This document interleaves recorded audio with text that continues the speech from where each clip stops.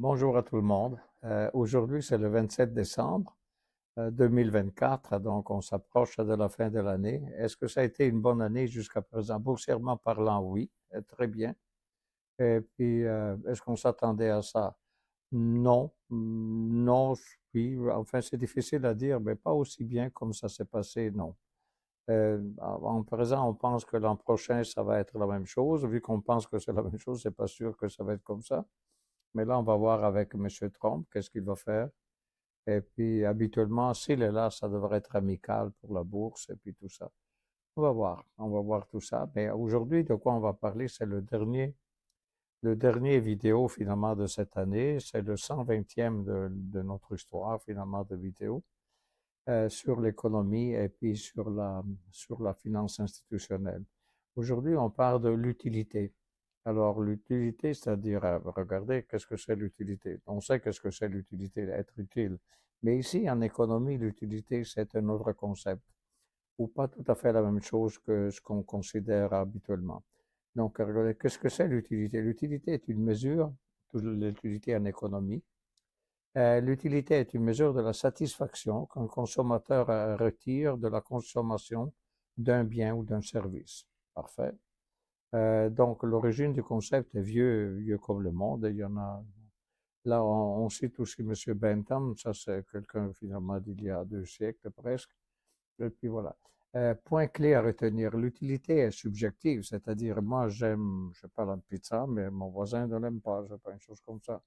L'utilité n'est pas directement observable, mais on modélise son impact par la demande. C'est important parce que ceux qui font de la publicité, finalement, ils veulent orienter finalement le besoin des gens vers les choses qu'ils veulent vendre, finalement, que les compagnies veulent vendre.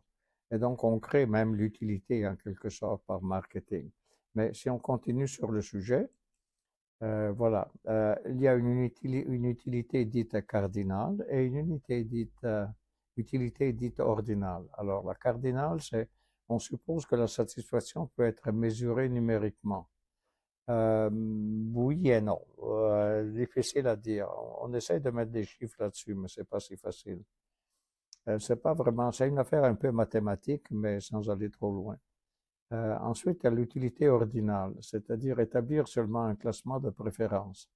C'est-à-dire A préfère, est préféré à, A préfère, pardon, un préfère, excusez, A est préféré à B. À la base de la microéconomie moderne, donc la microéconomie, c'est finalement le comportement des humains dans la consommation. Donc la courbe d'indifférence, on va voir c'est quoi la courbe d'indifférence là-dedans. Si on va à la page suivante, la courbe d'indifférence, voilà qu'est-ce que c'est. Ensemble de paniers de biens donnant le même niveau d'utilité. Les propriétés, il part de pentes positives et négatives, mais sans rentrer dans les détails sur cette page, allez, on va aller à la page suivante et vous avez un exemple finalement avec l'utilité marginale qui est donnée par un graphique.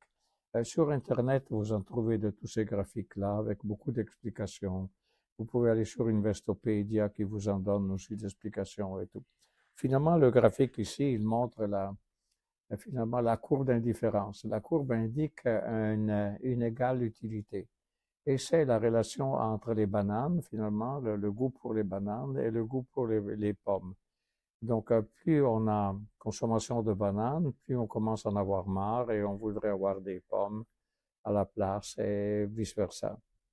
Donc, l'utilité supplémentaire qu'obtient un consommateur en consommant une unité supplémentaire d'un bien, ça c'est l'utilité marginale. Donc, on est satisfait. Regardez l'exemple qui est donné ici.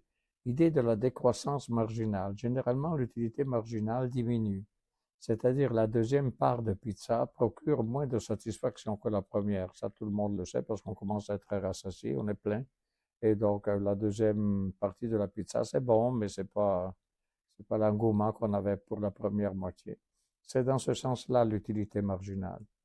Alors, finalement, ça paraît des choses banales, mais en réalité, c'est, comment dire, c'est très diffusé finalement, comme mathématiquement, pas mathématiquement tellement, mais du côté finalement de l'économie et du commerce. Donc, quelle est l'application de l'utilité? C'est la maximisation de l'utilité, c'est-à-dire Euh, il y a des contraintes, par contre. Il y a des contraintes des consommateurs. Il y a un budget limité. J'ai beau manger, je sais pas, beaucoup de bananes, mais quand j'arrive à finalement, ça coûte un certain prix. Donc, c'est peut-être mieux les pommes qui sont moins chères ou je sais pas. Donc, il y a pratiquement, on est limité dans notre liberté d'utilité par le budget. Ensuite, on choisit le choix parmi plusieurs biens ou services. Donc, ça, c'est compliqué aussi. Ensuite, la condition de maximisation, c'est-à-dire, donc, comme on dit, c'est justement le budget qui doit nous permettre si on peut maximiser notre plaisir ou non, et jusqu'à quelle limite, etc. Ensuite, on a le point optimal, c'est le ratio des utilités marginales, et il dit, ça c'est un peu mathématique, est égal au ratio des prix. Donc, l'utilité marginale, mettons, des pommes, divisé par l'utilité marginale des bananes, est égal au prix des pommes divisé le prix des bananes. Donc, il y a aussi une question donc, de prix là-dedans qui compte sur comment dire, l'utilité finalement de pouvoir choisir ce que je veux, tout ça. Donc, les exemples concrets. Un exemple numéro un, choix de consommation. Et comment un individu arbitre entre loisir et travail. Parce que la consommation n'est pas juste à utiliser un bien matériel. C'est aussi, par exemple, l'utilité du revenu versus le temps libre. Je peux travailler beaucoup, beaucoup, beaucoup, mais pas avoir de temps libre. Il y a un équilibre là-dedans à trouver. Donc, ça, c'est le choix du consommateur. C'est comment un individu arbitre entre loisir et travail. Donc, c'est pas vraiment, comment dire, c'est l'utilité là-dedans, le concept d'utilité, mais c'est pas vraiment de la consommation. Ou si on veut, oui, c'est la consommation de mon revenu par rapport à la consommation de mon temps libre.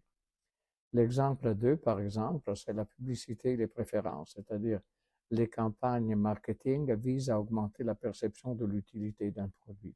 Donc, toute la publicité tourne autour de tout ça. À présent, est-ce qu'il y a des critiques et des limites là-dessus? Oui, c'est subjectif. Le sujet est subjectif.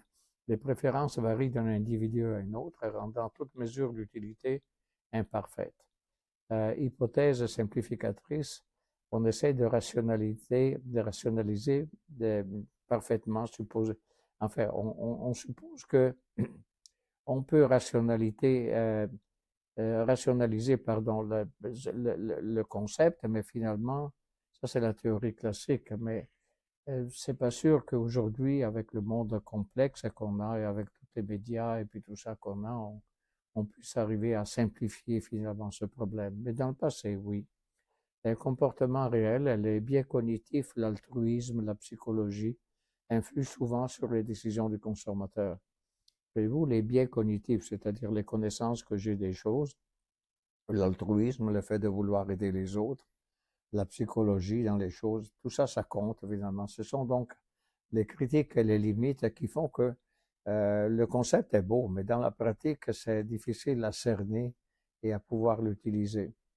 Comme je vous dis, la meilleure façon peut-être de pouvoir l'utiliser, ce concept de l'utilité ou influencer les gens, c'est avec la publicité. Et je parle aujourd'hui, on a les influencers, je parle dans les, je pense dans TikTok ou je sais pas, finalement, dans les programmes pour jeunes et tout ça, il y a des dames ou des messieurs qui influencent le public avec les produits donc, s'ils utilisent un produit, c'est bon, vu que la personne a du charisme et ça intéresse les gens et puis tout ça. Enfin, le rôle central du concept d'utilité, c'est permettre de comprendre et de modéliser les choix des consommateurs, oui. Et puis les perspectives, c'est l'intégration des sciences comportementales, c'est-à-dire l'économie comportementale.